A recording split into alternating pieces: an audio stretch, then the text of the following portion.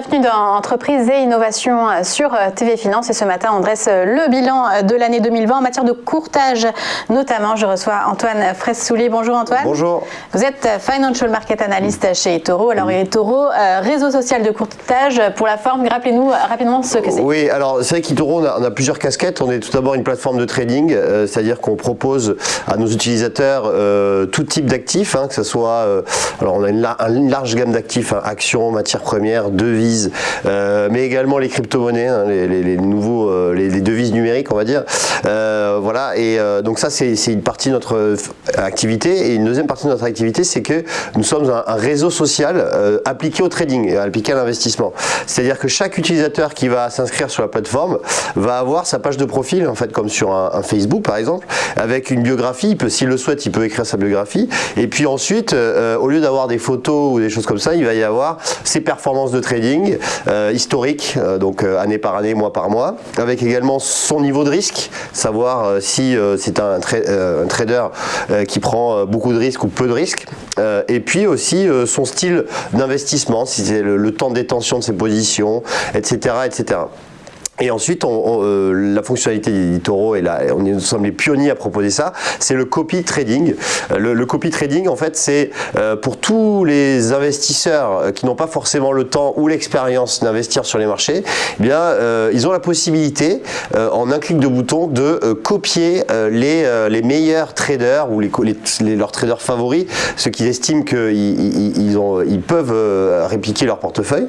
Et donc, automatiquement, le portefeuille du trader qui est copié se réplique automatiquement sur le portefeuille de l'utilisateur qui le copie.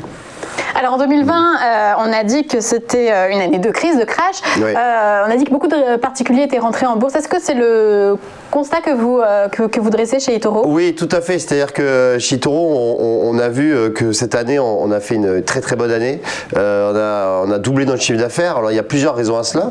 C'est vrai que la crise sanitaire nous a donné un certain élan parce que pendant que le monde était confiné, par exemple en mars-avril, eh bien ça a permis à beaucoup de particuliers de s'inscrire sur la plateforme. C'est vrai que au premier trimestre, on a multiplié par 4 le nombre d'inscrits par rapport au premier trimestre 2019. Et donc ça nous a donné un coup de boost. C'est des inscrits actifs? C'est des inscrits, oui, tout à fait. Des inscrits actifs, en fait, c'est le nombre d'inscrits nets sur le nombre d'entrées et de sorties. Et ensuite, il y a un effet d'opportunité de marché, c'est-à-dire qu'étant donné qu'entre le 18 février et le 16 mars 2020, les marchés ont perdu 40%. Bon nombre de particuliers et d'investisseurs se sont dit c'est le moment d'entrer sur le marché, et donc on a eu aussi un nombre d'ouvertures de comptes qui a vraiment progressé significativement. Et à la fin de l'année, donc fin d'année 2020, on compte 17 millions d'utilisateurs, d'inscrits sur la plateforme. C'est 5 millions de plus que l'année 2019. Et alors avec cet afflux d'utilisateurs, il a fallu faciliter l'usage de la plateforme, j'imagine.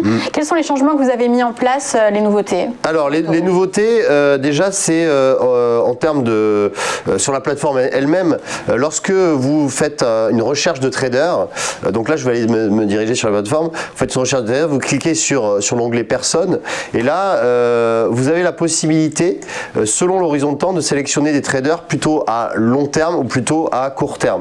Donc là vous avez donc investisseurs des actions à long terme, donc vous pouvez les afficher. Là vous avez le rendement de tous les investisseurs à long terme. Alors voilà, vous le voyez à l'écran, et la même chose pour le court terme. Ensuite, nous avons mis en place aussi, nous avons incorporé de nombreux nouveaux actifs, c'est-à-dire il y a au mois de décembre 76 nouvelles actions qui ont été introduites sur la plateforme, essentiellement des actions américaines et chinoises, et puis 33 nouveaux ETF. Voilà, donc ça a élargi notre gamme d'actifs. C'est vrai qu'on était à peu près à 1500, on a à peu près 1500 produits sur la plateforme, dont plus de 1000 actions. Donc là, on enrichit en fait notre partie actions ETF. Et si on s'intéresse maintenant au marché, parce qu'évidemment en 2020 il y a eu des opportunités parce qu'il y a eu des crashs, mais ça a remonté depuis. Quels sont les marchés qui s'en sont le mieux sortis?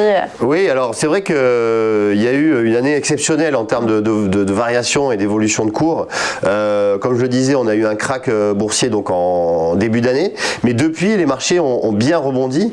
Et c'est vrai que les marchés qui en ont le plus profité, c'est les valeurs technologiques américaines et notamment le Nasdaq, puisque le Nasdaq a progressé de plus de 43% sur l'année 2020.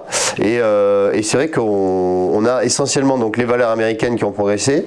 On a également l'or. L'or a fait un plus haut historique. Valeur refuge, ouais. Valeur refuge, ouais, tout à fait, parce que c'est vrai qu'on avait aussi cette incertitude au niveau du virus. Donc, bon nombre d'investisseurs se sont rapatriés sur l'or et l'or a fait un nouveau plus haut historique au mois d'août dernier. Est-ce que les gens viennent sur eToro pour trader de l'or ou est-ce qu'ils vont sur des choses un peu plus sophistiquées? Alors c'est vrai que l'or c'est pas forcément le produit le plus traité. On peut acheter de l'or sur eToro à travers la matière première en elle-même et à travers des ETF aussi, des fonds or. Ensuite, les investisseurs vont essentiellement sur les actions. C'est vrai que les actions c'est ce qui est le plus traité et sur les actions les plus traitées c'est les actions américaines. On va trouver les GAFAM, Apple, Facebook, voilà, et puis Microsoft, etc. Et puis également notamment les dernières IPO de l'année 2020. Voilà, on a ça par exemple. Voilà, on a Airbnb aussi où effectivement on est entré dessus. Enfin on propose l'action en bourse et puis on a effectivement les Tesla ou des sociétés comme ça où vraiment Tesla c'est l'action la plus tradée sur eToro. Et donc du coup, c'est pour ça que nos traders ont eu des très bonnes performances en 2020, parce que Tesla, je le rappelle, a pris 730% en 2020, et du coup, ça a permis d'améliorer les performances de nos investisseurs. Est-ce qu'il y en a qui arrivent encore à surperformer cette incroyable performance de Tesla? Alors non, là c'est un peu plus compliqué. C'est vrai qu'on a... Alors à ma connaissance, on n'a pas de trader qui fait plus de 700% annuel. Bon, c'est quand même une performance qui est très, fait x7 sur une année, c'est très très rare. Ça serait un trader qui prendrait trop de risques à mon avis. Donc on est plus sur des performances entre 20 et 50% sur les meilleurs traders. Après, les top traders, ils sont à peu près entre 90-100, mais en moyenne, on est à 20-50. Et un mot peut-être sur les devises. Le dollar américain s'est plutôt replié en 2020. Oui, tout à fait. Alors c'est vrai qu'on a le dollar qui s'est replié face à un panier de devises, et notamment face à l'euro. Alors il y a plusieurs raisons à cela. Tout d'abord, alors là on voit sur l'écran que l'euro est monté face au dollar, donc c'est le dollar américain qui s'est déprécié. Notamment la dette colossale qui s'accumule aux États-Unis, puis la Banque centrale américaine qui a baissé ses taux, qui veut garder ses taux au niveau de 0 jusqu'en 2023.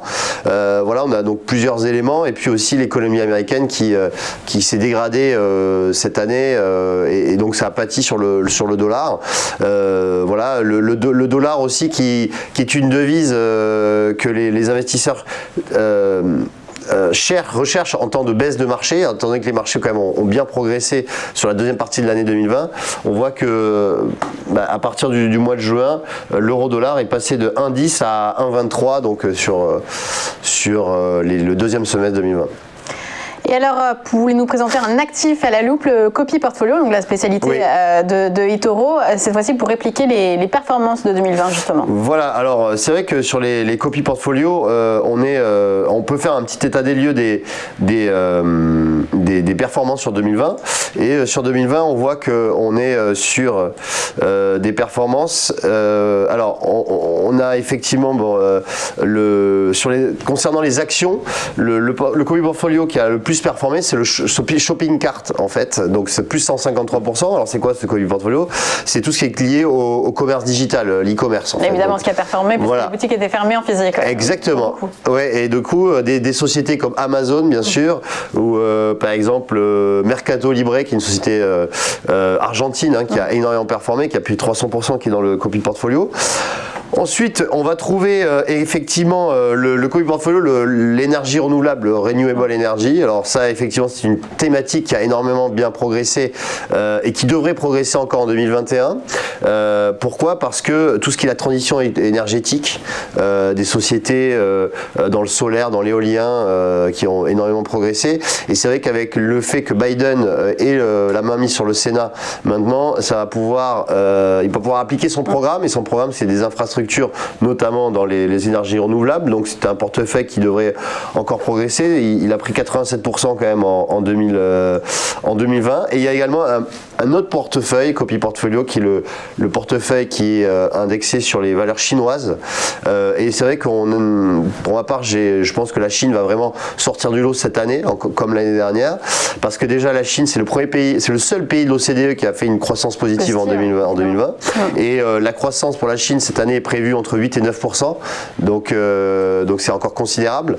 Et c'est vrai qu'aussi donc les leaders chinois, même si on a vu que là, ces derniers temps, c'était pas vraiment beau fixe avec Alibaba ou même Tencent qui sont repliés, ça peut constituer des bons points d'entrée sur ces sociétés. Et puis on a toutes les techs chinoises qui fourmillent et qui sont prêtes à performer. Mais qui vont peut-être être exclus aussi de Wall Street. Alors justement, on verra ce que va faire Biden. Oui, tout à fait. Alors ça, c'est vrai que c'est pas encore acté, mais le fait qu'elles soient exclues de Wall Street, elles vont quand même revenir sur le marché domestique, donc elles pourront toujours être négociables. Et ça, on va voir un petit peu comment ça va évoluer, parce que Biden veut quand même un peu calmer le jeu avec les tensions géopolitiques avec la Chine. Donc on verra un peu comment ça évolue. Et oui, 2021 va être intéressant. Merci en tout cas Antoine Fraisse-Soulier. Je rappelle que vous êtes Financial Market Analyst chez eToro.